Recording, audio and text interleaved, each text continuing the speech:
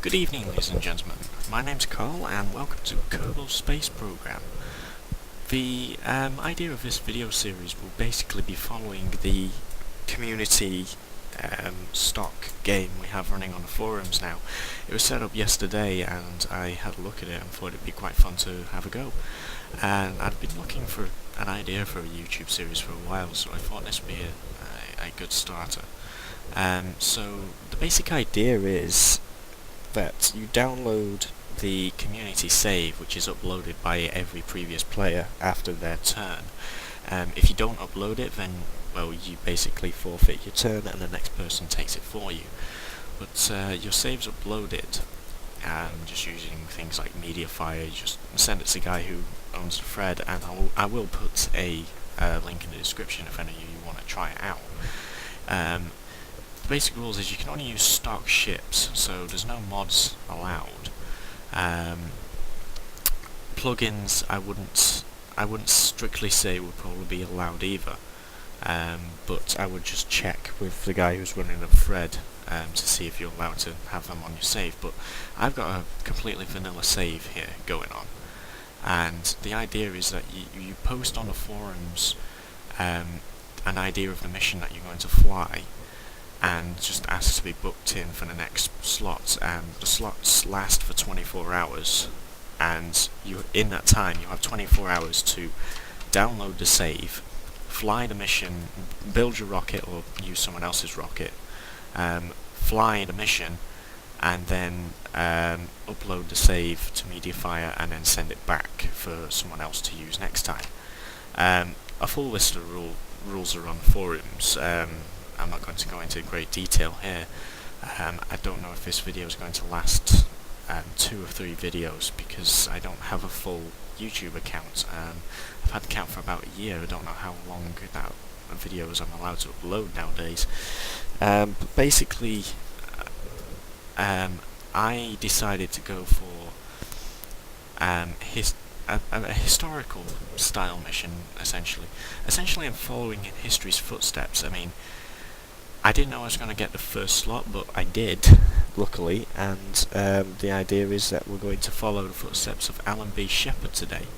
For those of you who don't know, Alan B. Shepard is the first American in space. He did a suborbital flight that only lasted 15 minutes, and in his craft Mercury, no, it wasn't Mercury, it was Freedom 7, sorry. In his craft Freedom 7, he became the first American to actually get into space. He didn't complete a full orbit of the Earth, however. It was only a couple of 100 miles he went downrange from the Kennedy Space Center, but nevertheless, we're going to copy that today because I think it would be the easiest thing for me to do, and plus it's a nice starter to get the ball rolling. I know a couple of the people on the forums have instantly decided to pledge themselves to fly to Eve and all the new planets in the solar system. I'm not quite that good yet, so you have to bear with me. I might have to actually fly this properly. So anyway, it's 0.7 only, just because of compatibility issues with other saves. So if you haven't got the full version, you're going to need to get it to actually play the game. So I've downloaded the save and I've put it into my saved game folder. There's actually a little tutorial how to do that on the forums. But basically what I'm doing, because this cannot have mods on it, otherwise it will screw up the save and no one else will be able to use it. This cannot have mods on it, so what I've done is I've got 2 versions of Kerbal Space Program on my computer. I've got one that's vanilla and has no mods, and another one that has mods on it for me just to play around with. Because I'm not brilliant at flying stock ships, but I think it's quite a challenge, so that's why I'm doing it. So we've got the community session here, and this is what it's all going to be based over, and every time I update this video I'll download the new episode, the new save, and that'll be the basis of a new episode. So we start with the community session and we go into it. It's completely vanilla, so we should have Jebediah as our pilot, and we're going to go into the VAB. Now this capsule here actually does resemble the Freedom 7 capsule, but aside from that, it's a one-man capsule. I'm more trying to get into a suborbital flight, so we don't need to go overboard. So first off, we're going to select some parachutes. That one will do. I'm going to zoom in just a little bit. And then we need to decouple it because we don't want to overshoot or undershoot our landing site, which should be somewhere in the middle of the ocean. So after that, I want a advanced SAS module because I'm going to be using fins, not just gyroscopic. For those of you who don't know, the standard SAS module only uses gyroscopic motion to stabilize your ship, whereas the advanced controls fins and carnards. So I don't know if I pronounced that one right either. So in propulsion we need some RCS fuel. Just click that on there. And could do with some RCS thrusters. I'm not going to use them too much, but hey, you may as well have them. Just in case of an emergency, I suppose. I've already tested out this design before on an old save. This is actually, I think, the first rocket I ever sent into space, if I remember rightly. Below that we're going to need a fuel tank, and I think we'll go with a full-size fuel tank. And we'll go for a medium, the LV T45 engine. 200 max thrust, specific impulse and vacuum, which is probably where it's going to be used. 317, yeah, that's good. And well, they're both the same impulse. It's just got a bit more thrust, but we don't need that thrust in orbit. So we're going to need another decoupler. Just what's that decoupler? Just there. I think.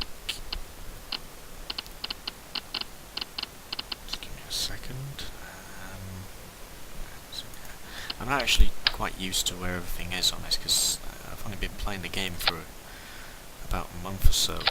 Before that I had the demo version, which I played for about maybe a week, and then once college started again I didn't actually play it. Yeah, that's good enough.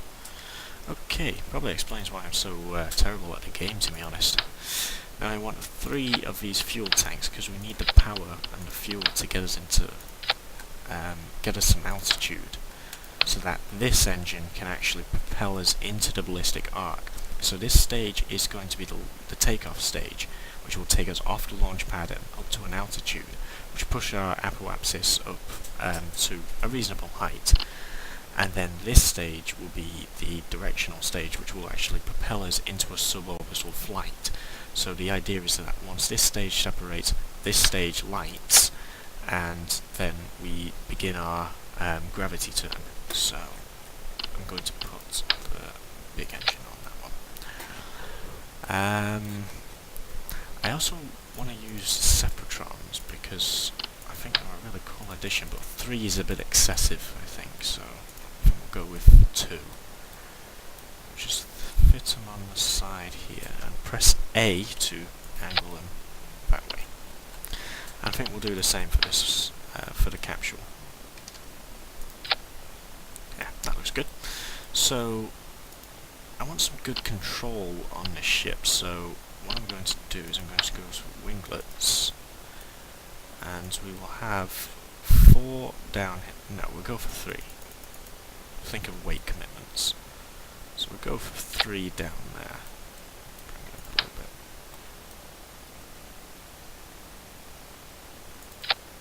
3 down there, and we'll go for 3 up here, just for a little bit extra stability and control. They won't be needed much in upper orbit, but it does stabilize the craft while it's on ascent. The final thing we need is just, I don't suppose we really need it, but it does help in stability when taken off. It's just these little launch stability enhancers. Just clip on around about here, and that'll be good enough. Now we'll just bring the rocket down so it's not so tall.